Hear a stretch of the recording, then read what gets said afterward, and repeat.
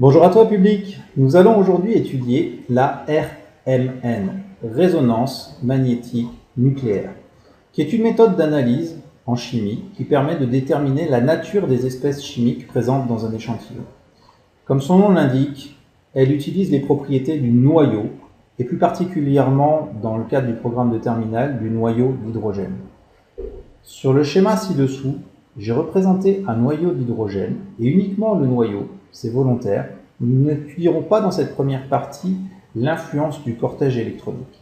Donc, le noyau d'hydrogène, qui n'est constitué que d'un proton, possède la propriété de pouvoir tourner sur lui-même. On appelle ça le spin du proton. Spin, en anglais, veut dire tourner. Vous l'avez vu par le passé, lorsque des charges électriques se déplacent, dans un conducteur ohmique, un fil électrique par exemple, ces charges électriques génèrent un champ magnétique. Il est assez aisé de se dire que si ce proton, qui est une charge électrique, est en rotation sur lui-même, il a la capacité également de générer un champ magnétique, que nous noterons ici, champ magnétique propre. La direction et le sens de ce champ magnétique propre dépend de la direction et du sens de rotation de ce proton. Si le sens de rotation du proton est inversé, alors la direction du champ magnétique reste identique. En revanche, son sens est lui aussi inversé.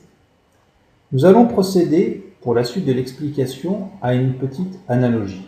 Nous allons comparer ces deux protons à des boussoles.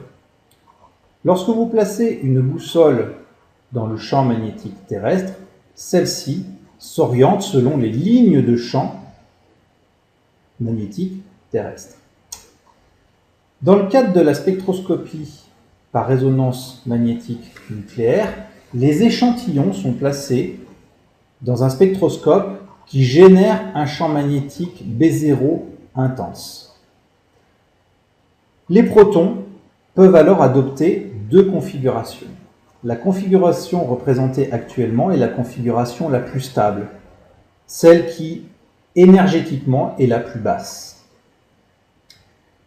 Dans le cadre d'une boussole, dans le champ magnétique terrestre, si nous avions envie d'inverser l'indication de cette boussole, nous devrions placer le doigt sur une de ses extrémités et forcer pour que la boussole tourne de 180 degrés.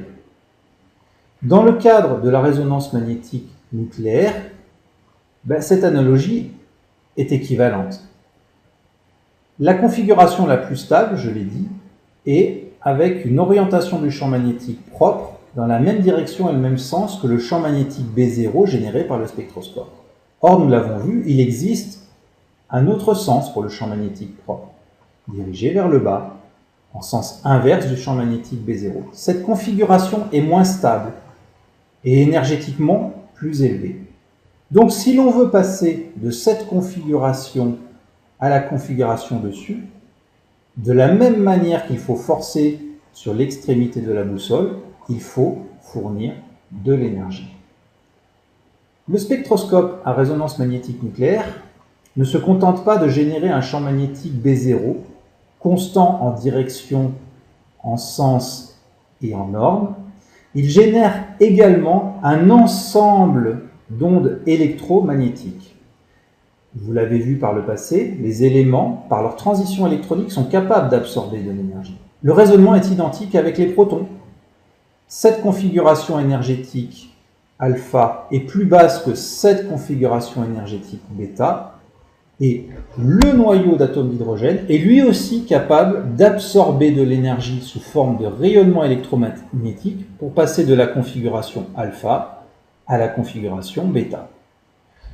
La relation mathématique reste identique à celle que vous avez déjà pu voir, à savoir l'écart énergétique entre ces deux niveaux d'énergie correspond au produit de la constante de Planck par la célérité de la lumière divisé par la longueur d'onde, ou au produit h nu de la constante de Planck par la fréquence de cette onde électromagnétique.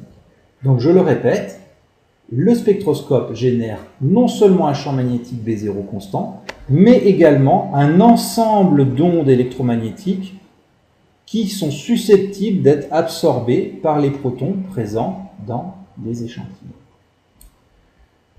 Notre analogie va maintenant nous servir à comprendre comment l'intensité de ce champ magnétique B0 peut influencer sur l'écart énergétique entre le niveau alpha et bêta. Imaginons maintenant que la boussole soit placée dans un champ magnétique bien plus intense que le champ magnétique terrestre. Il nous faudrait beaucoup plus d'énergie pour la faire pivoter de 180 degrés. Et l'analogie est identique dans le cadre du spectroscope RMN. Si l'on place les échantillons dans un champ magnétique constant B0 beaucoup plus intense, il faudra plus d'énergie pour passer de cette configuration-ci à cette configuration-là. Donc l'écart énergétique entre le niveau alpha et le niveau bêta sera beaucoup plus important.